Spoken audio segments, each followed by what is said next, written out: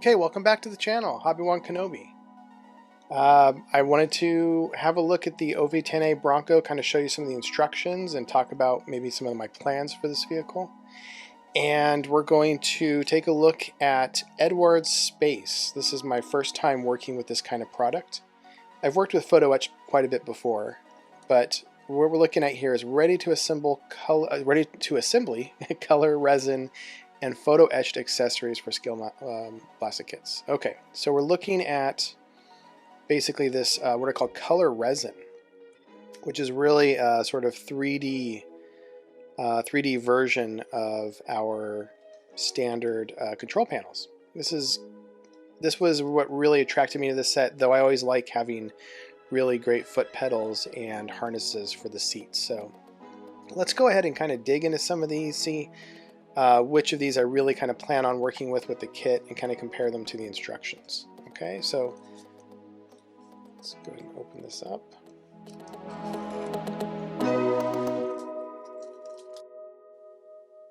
And yeah, these are essentially 3D. You can see there's some width to them. And they've got the black color ready to go.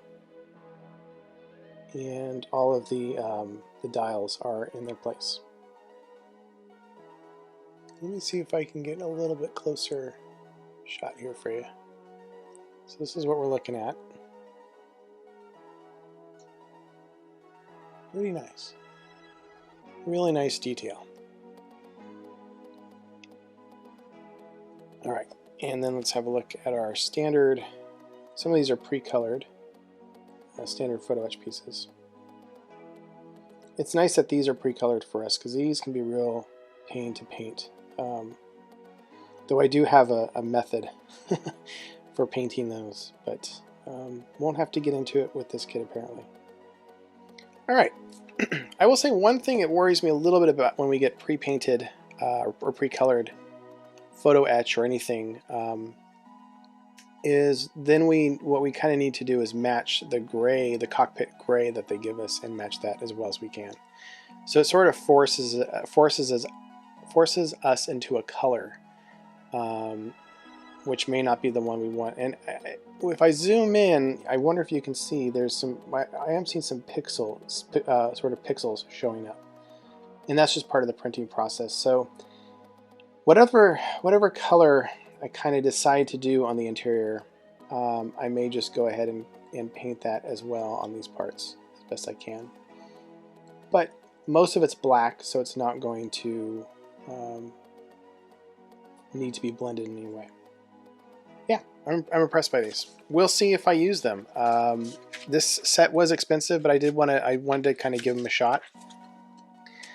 I don't know that these will replace necessarily the way that we do cockpit interiors. I think you can achieve a lot still with having the individual decal dials and painting the outer surfaces yourself. But the difference really is in these panels here, these sort of switchboards. These look quite impressive, and this is hard to replicate through painting. All right, that said, let's go ahead and look through the instructions and see what's available for us to use. Alright, so as I said, foot pedals, great. I like having... I know I've never been really pleased with the look of foot pedals in the kits, as they come in the kit, so that'll be nice to replace. This panel here, I'm likely to replace... Let's see, this goes underneath. Oh, interesting, okay.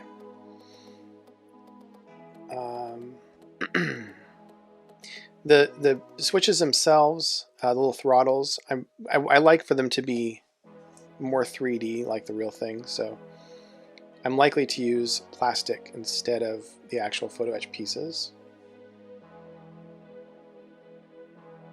Okay. Oh, and they want you to grind down this surface detail and then place it on. Okay.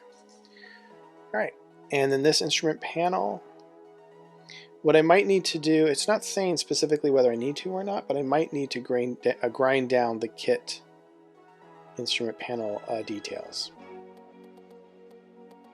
Okay, so they give us an option here, I guess depending on which version we're planning on doing. We'll have to look a little further into that. Okay, more foot pedals. Yeah, so here specifically they say you need to grind down the surface detail. And same here as well. Alright. Some more throttles on the other side. Alright, these will need to come down. I might decide to put these on. I might just leave them in the kit. We'll see. When it comes to building, you know, I will kind of weigh my options and think about, yes, it's going to give me better detail, but is the amount of time and effort it takes, is it worth it? Most of the times I do err on, yes, I'm going to put in the extra effort. But lately, I don't know, as you get a little older, you start to value your time a bit more. And so I need to sort of kind of plan out and decide what I'm going to spend time working on. I do like all this extra detail for the seats. I will put in as much effort as I can into the seats. And oh yeah, this, oh great. So they have detail for the inside of the windscreen and the canopy. Great, that's gonna look fantastic. Okay, so it's all interior cockpit detail. I think I'm going to use much of it, actually. I don't think... This isn't asking a whole lot. This isn't, you know, this is just one sheet of PE. I think it's going to be worthwhile to make the vehicle look great. So, yeah, we're going to go with it. That said, let's go ahead and look at the instructions. Pretty straightforward here. They let us know what we should have in the box. And then, as is typical with aircraft models, we start right off with the seats and the cockpit. So again, I will need to sort of coordinate the kit parts that come in the set, as well as these aftermarket details. Okay, they're talking about the two different options here. So again, I need to figure out which option I'm doing. And the vehicle, I bought a whole set of decals, and in a future video I'll show you what those decals are and what version I plan to do.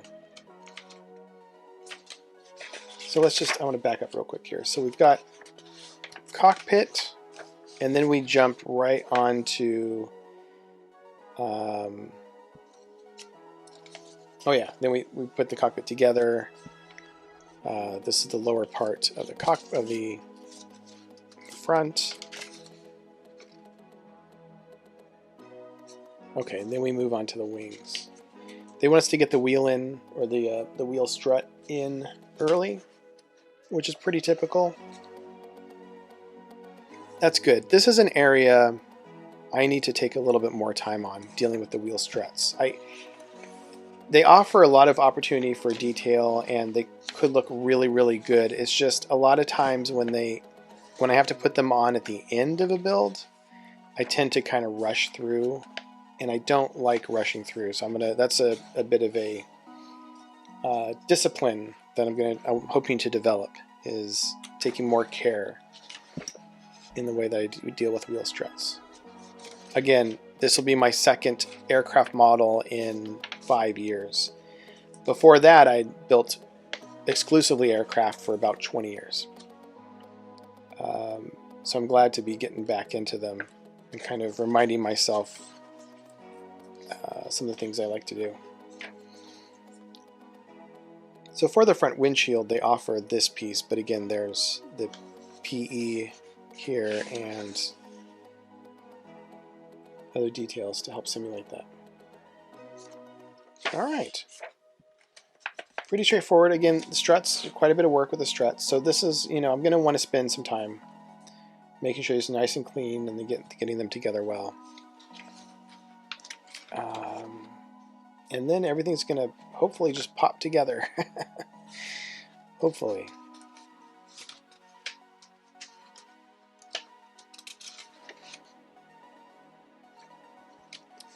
I believe I'm going to open up the hatches. I'm not sure.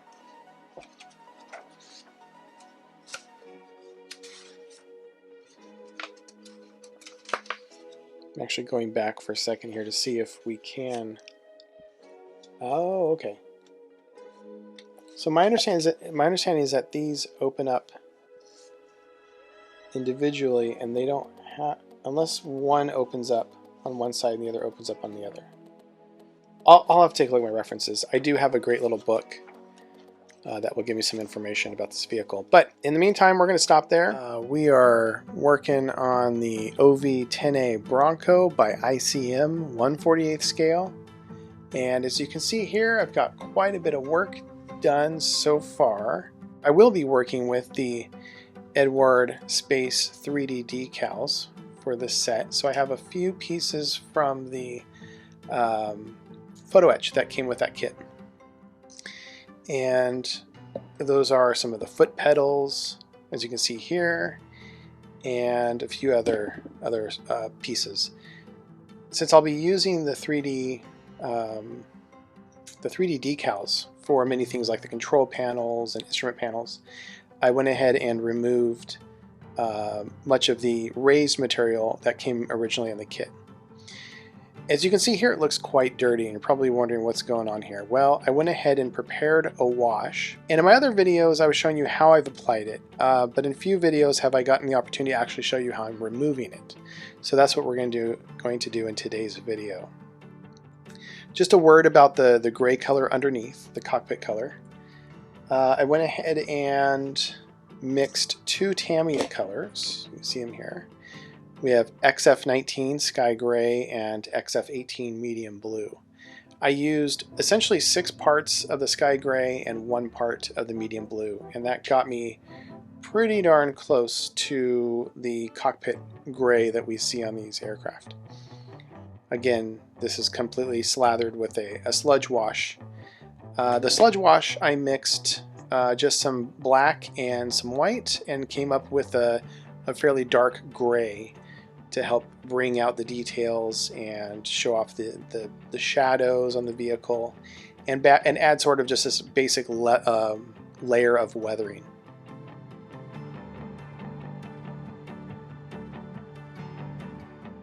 A note about the kit itself: it's a fantastic kit.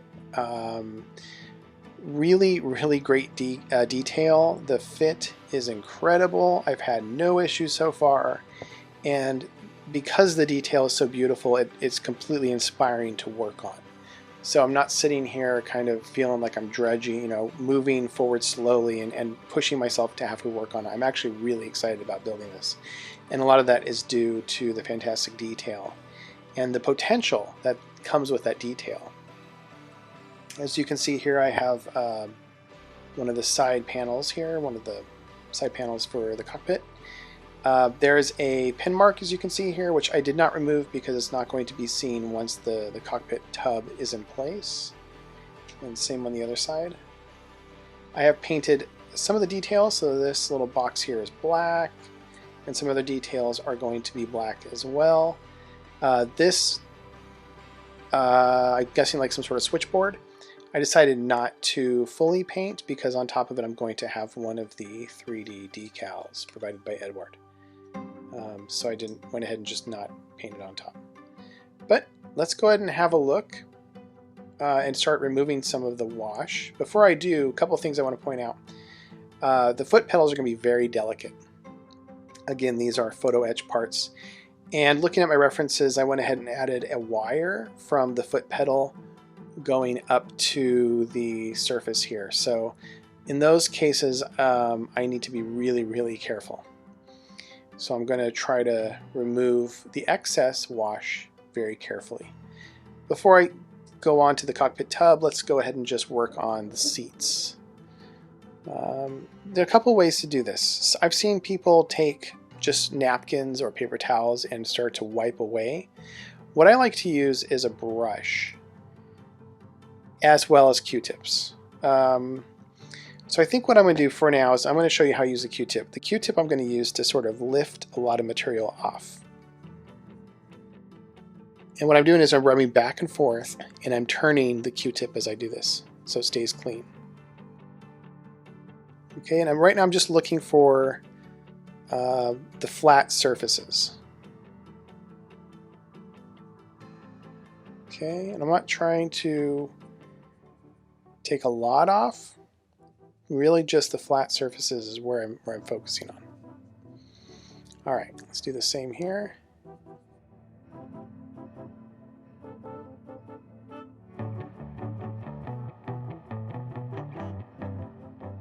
Next, I'm going to use a brush, and I want to show you how I kind of choose the brush. I have quite a few brushes set aside for this sort of thing, and I want to kind of take a look at 3 here.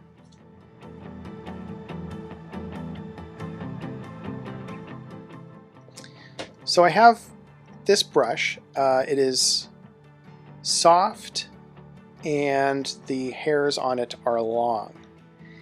What this is going to do, as you can see here, it doesn't really wipe away much material because there's not a lot of strength behind it. I can soak the brushes in some of the thinner, or the terpenoid, but I don't want to do that. I kind of want to start first off not having to use a terpenoid. This brush is still long, but it's a little bit stiffer. The brushes are a little bit stiffer, and it does a little better job of removing the excess material. But ultimately I found that the best choice is a short brush that is soft, but you can see here the bristles are still strong, and this is going to be probably the best choice for this model. And this is going to allow me to remove material while at the same time keeping the material inside the crevices. Alright, so let's go ahead and use this brush on the seats that I've already started. Now what I'm doing here is I'm brushing the material, continuing to brush the material into the crevices.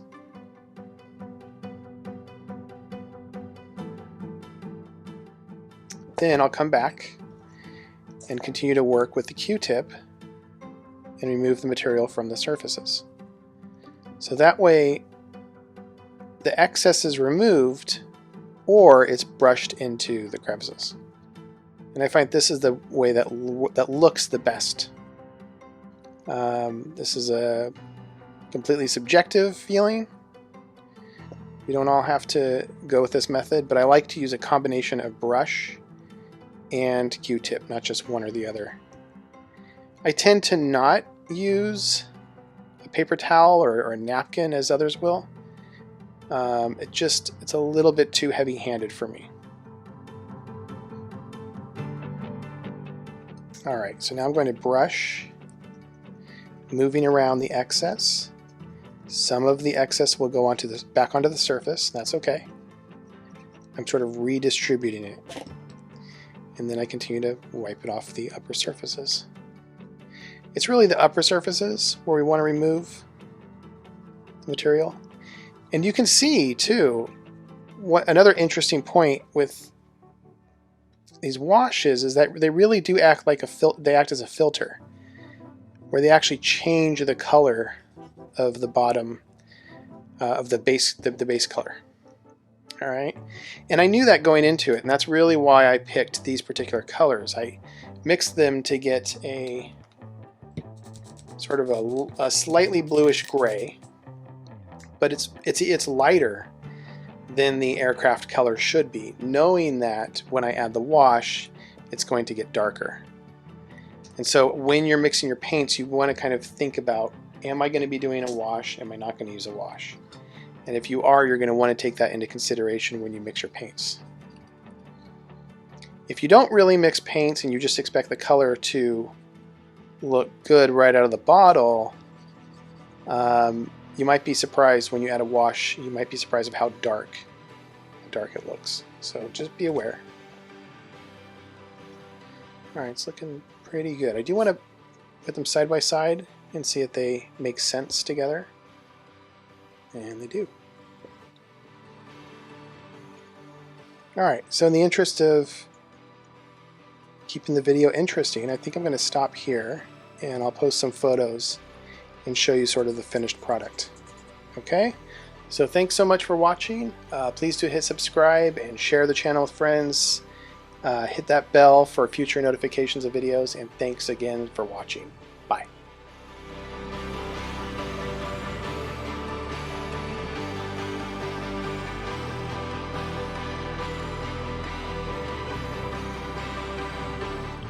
Today I'm going to apply for the first time ever for me these 3D decals by Eduard. I'm excited and a little bit worried, so I've been watching a couple of videos just to kind of see what I need to do and reading up on the instructions, and it looks like we're going to treat them a bit like actual decals. I mean, that's basically what they are. They just happen to be thicker than other decals. So for instance, I'm going to take this cover for the throttle, and let's just go ahead and do what the instructions say. So it says place in for a few seconds in the water. I think this is just to sort of get it released. And I'm going to go ahead and take some of this micro crystal clear, which we know is basically PVA, which is basically white glue.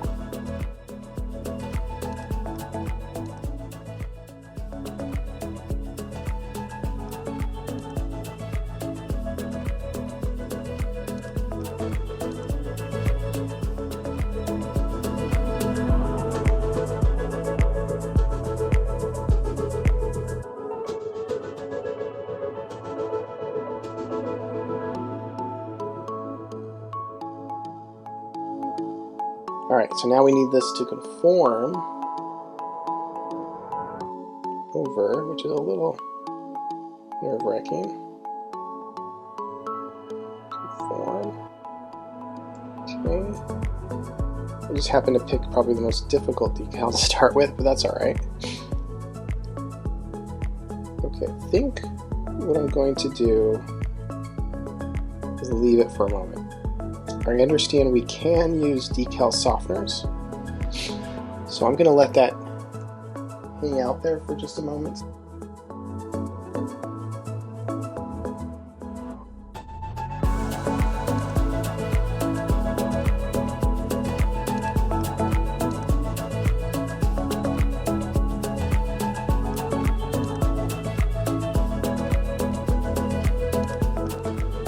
I'm going to go ahead and jump right on. This is number 11. This is sort of a switchboard. It's in the rear of the cockpit.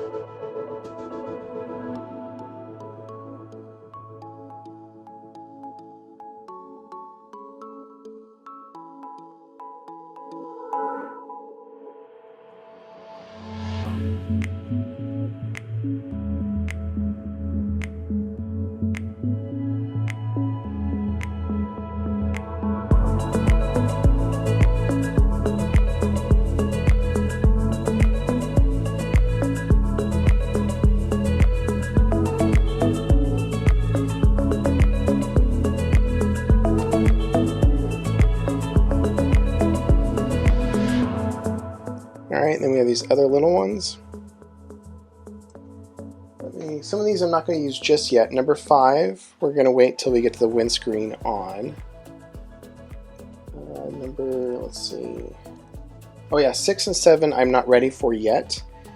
They are pieces that are supposed to attach here. I still need to apply the actual Photo-Etch pieces before I get those on though.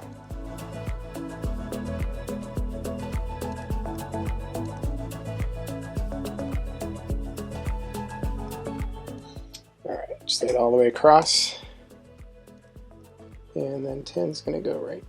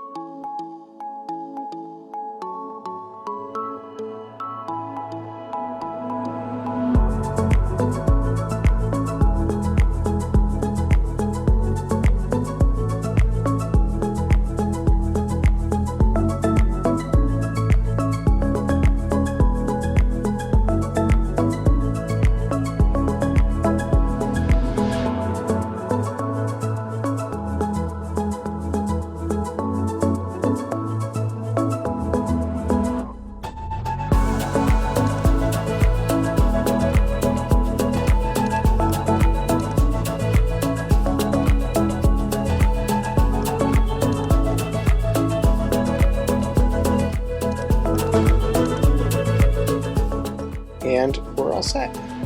Alright, that does it for this video. Thank you so much for watching. Please hit subscribe. I'll let you know in a future video if this, you'll probably see in a future video whether or not this decal worked well or not. Wish me luck. Alright, thanks again for watching. Bye. Today, as you can see, I've made a lot of progress on the OV-10A Bronco. This kit is by ICM, and I think when last we looked at this model, I had completed the cockpit area, and as you can see, it's ready to go at this point. I've got the vehicle assembled for the most part. As you can see, I left off the canopy, which I tend to do. I only tend to apply that at the very, very last moment of the build. I've got the paint job on, decals are ready to go. So you can see now we're at the stage where I'm going to start applying the wash. You can see also I've got a bit of a gloss coat on the vehicle. This is important when we do a wash. We want the liquid to run freely into the crevices and the cracks and everything that we're trying to bring out with the wash. So yeah, that's where we are with the vehicle. This is the decal scheme that I chose. The decals are from AOA. This is my first time dealing with those decals, and they are phenomenal. They give extensive background on the vehicle and the specifics of the decals.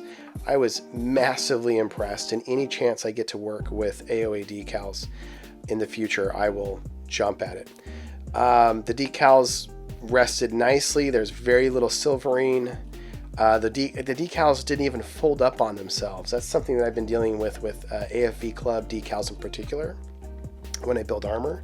But these have just responded beautifully. I can't say enough good things about this decal company. So if you get a chance, try out AOA decals. All right, we're going to jump right into the wash here. I want to talk a little bit about some of the preliminary stuff here. As you can see, I've got our Turpenoid I'm going to work with. Let's go ahead and talk about the colors. What I'd like to do is go ahead and use titanium white and ivory black to mix a gray color. I don't want to do straight black on this vehicle. I don't think it would work, at least on the white portion. I do want to go a little bit deeper though to get through to the olive color. So we're going to have to kind of get kind of a darkish gray, I guess, is ultimately what I'm looking for.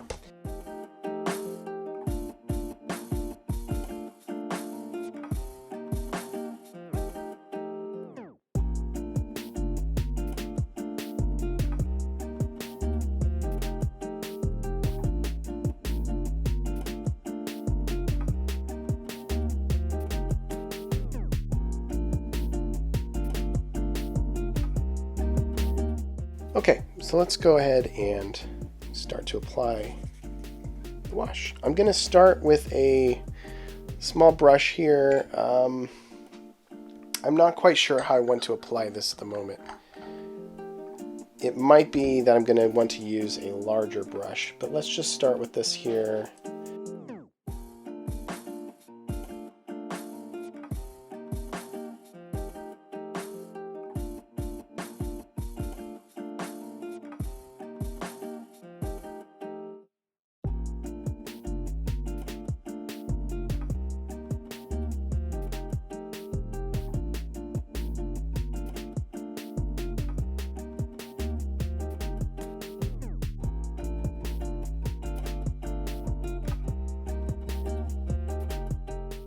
Okay, I'm going to go with a larger brush,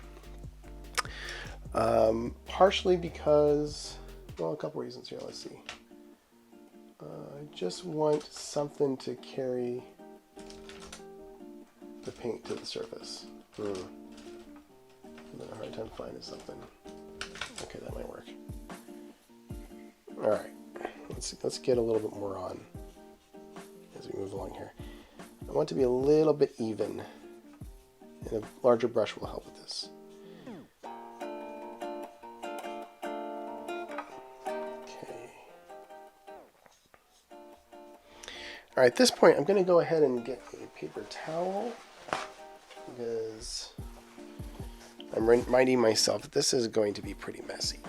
So let's go ahead and get ready here. All right, good.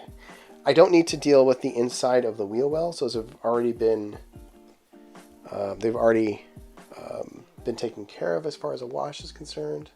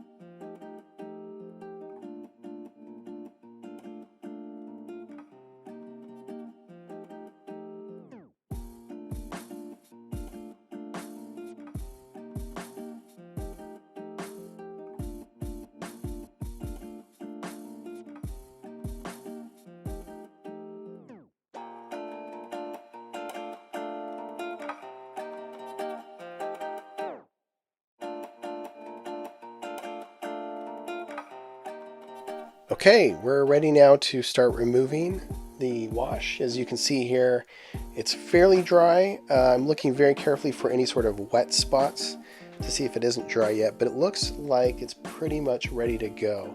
So, first thing I'm going to do is start with a brush, and let me pick something.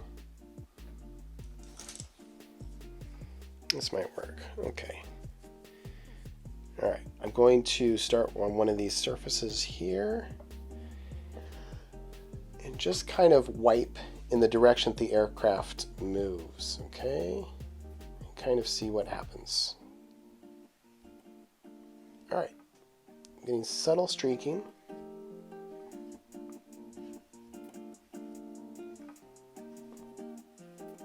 Good. Okay. To get a little bit more aggressive, I'm actually going to end up using a Q-tip. So let's go ahead and start removing some of this. Good, you can see it start to lift off. As I'm moving the Q-tip up and down, I'm sort of spinning it so that I get a cleaner surface to work on. And let's do another pass here. You can start to see the effect that we get. You can also start to see why we go in the flow of the aircraft. All right. These streaks, some you may decide should stay because they create an appropriate weathering effect. Right. In that case, then the streaks are at least going to be going in the flow of the aircraft. All right. Let's go ahead and continue with a brush here. Okay. I don't have to go in the flow of the aircraft, by the way. I can also go side to side. And this helps remove more of the material. Okay. But ultimately, I think at the last couple of brushes ought to go in the flow of the aircraft. But you can see how effective this really is.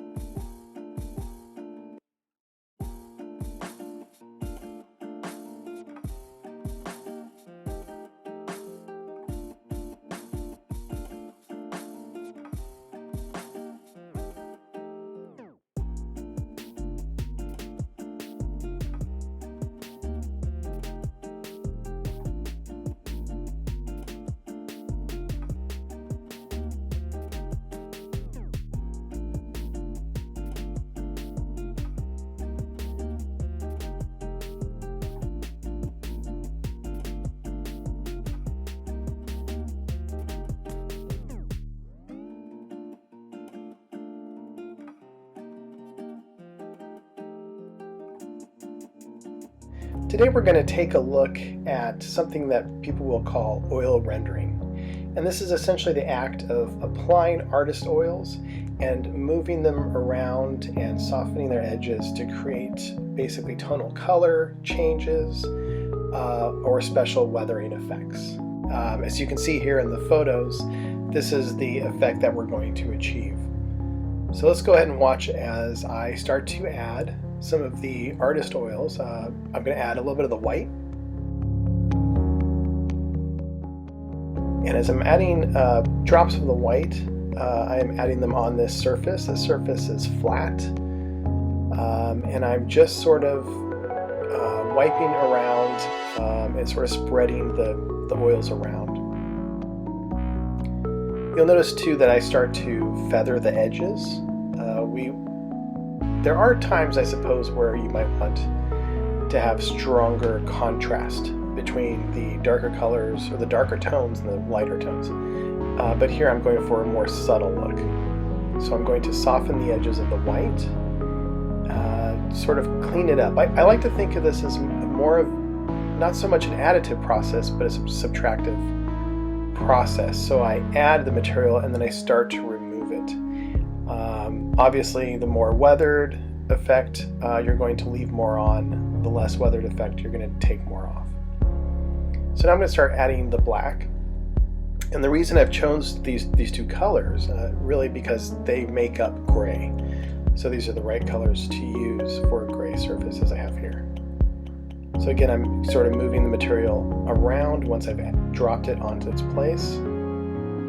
Where I place the oils, again, I'm looking for contrast, so I'm going to put white in certain random areas and then fill the black in the other areas. And that helps create the effect I'm looking for. And now that I have both colors in their places, I'm going to start to very slightly blend them a bit. I want to continue to feather their edges, make sure that they don't look like drops of paint. And I'm going to sort of blend them, but I don't really want to mix them. I'm trying to be really careful to allow the black to keep its place and the white to keep its place. And you'll notice that it's not really even black or white at this point. They are simply different tones of gray.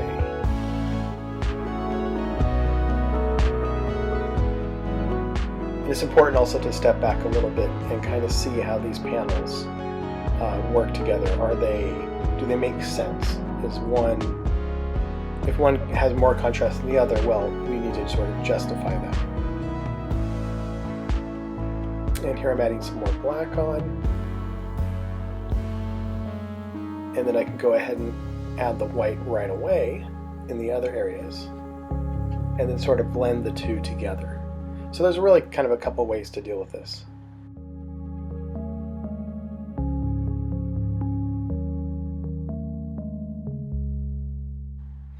And that's pretty much the video. That's how I'm going to do the oil rendering process, the weathering process for this vehicle. So if you like this video, please hit subscribe. Do hit the notification bell so you know when future videos come about. And thank you so much for watching.